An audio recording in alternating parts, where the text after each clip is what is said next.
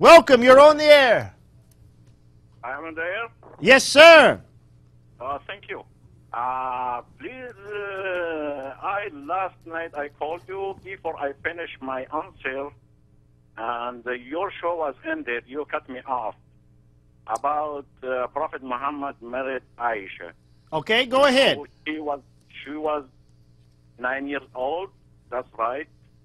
And I told you that God created a woman when she sees the monthly period. That means she is ready to be married. Okay. You know what is the reason behind this one?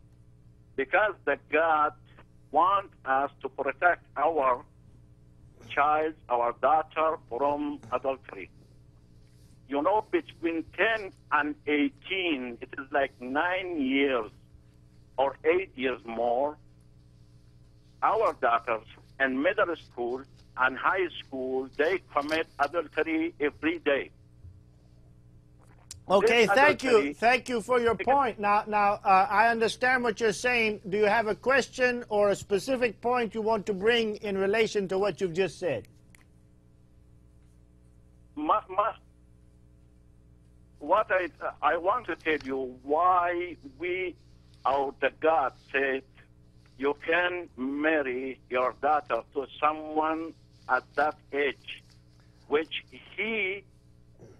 with the God, create the girl and said, she is ready now. Okay, okay, Abdul, thank you.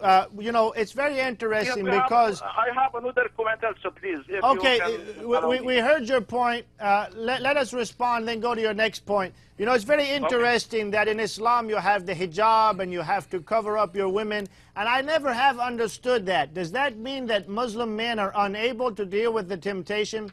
You know, in Christianity we believe that if young people are born again, if they have the Holy Spirit of God inside of them, if they've truly become Christians, then they can be able to resist the temptation. And so we don't have to put false coverings over women. I mean, surely they should dress modestly, but to cover them up because we're afraid that we'd be tempted, it doesn't work. And this idea that we should marry the girls young so they don't fornicate, which I think is what you were trying to say, so they don't have sex before marriage, why can't you just teach the young girls and teach the men that you don't do that until marriage, and you have the power of God inside of you and His Word to keep you from sin? This is the view in Christianity. Why can't this work in Islam?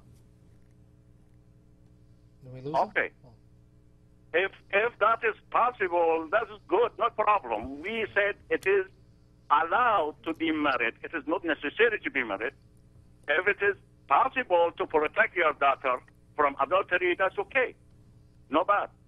But the problem is our daughters committing adultery every day at middle school now in the United States, you know that one. In middle school and high school, all of them under the name of boyfriend and girlfriend, you know, every day they're committing the... fornication. Yeah, zina. Yeah.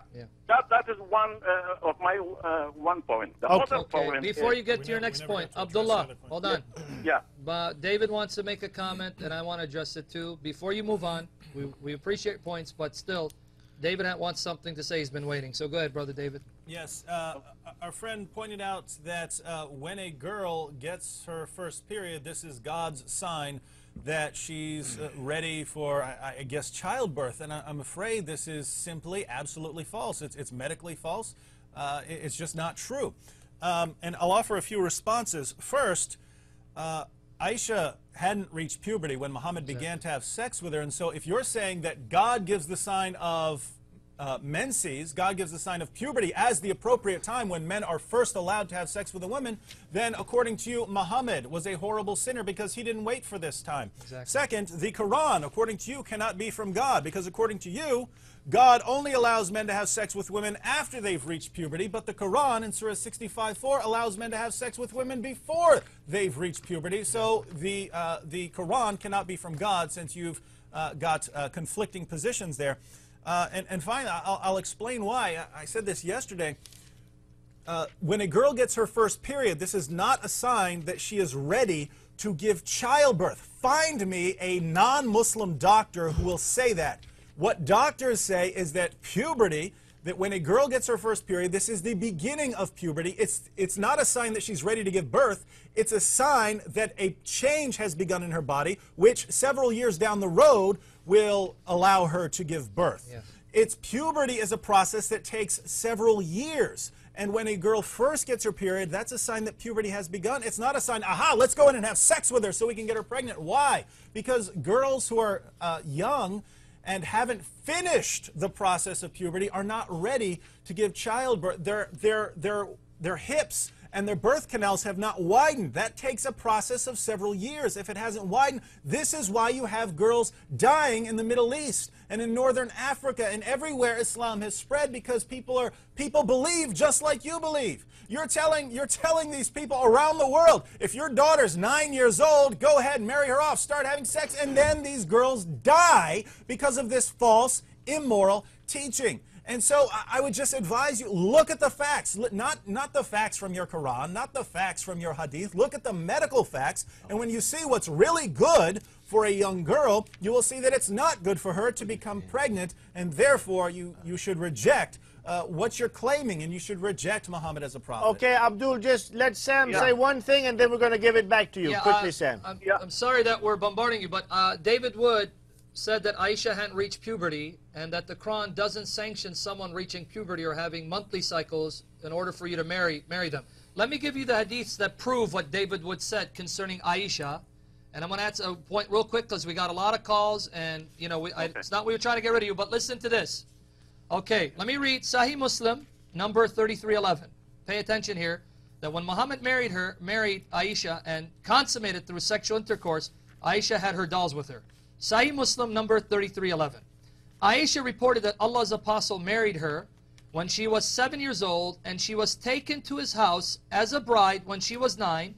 Her dolls were with her. So she took her dolls with Muhammad to his house when she was 9, and the Prophet died when she was 18 years old. So he consummated the marriage, and she was still playing with dolls. Now, Sahih Bukhari, volume 8, number 151. Sahih Bukhari, volume 8, number 151. Dr. Muhammad Muskhin Khan, in his translation of this hadith, inserts the comments of Ibn Hajar al-Asqalani. Ibn Hajar wrote a commentary on Bukhari. Let me read what he says here. Narrated Aisha, I used to play with the dolls in the presence of the Prophet, and my girlfriends also used to play with me. When Allah's apostle used to enter my dwelling place, they used to hide themselves. But the Prophet would call them to join and play with me. Now, in parentheses, Muskhin Khan provides the comments of Ibn Hajar. Ibn Hajar, the one who wrote an explanation of Bukhari. The playing with the dolls and similar images is forbidden. You cannot play with images. But it was allowed for Aisha at that time, as she was a little girl, not yet reached the age of puberty. So according to the hadiths and Ibn Hajar, Aisha, when Muhammad slept with her as his wife, was still playing with dolls, something forbidden for grown-ups, but allowed for young girls who haven't reached puberty. So by your claim, you just condemned Muhammad. And you're still left with the problem, why would a 54-year-old marry a 9-year-old? Let's say you're right, your argument makes sense, we can't refute you. You don't marry a 9-year-old to a 54-year-old who's old enough to be her grandfather.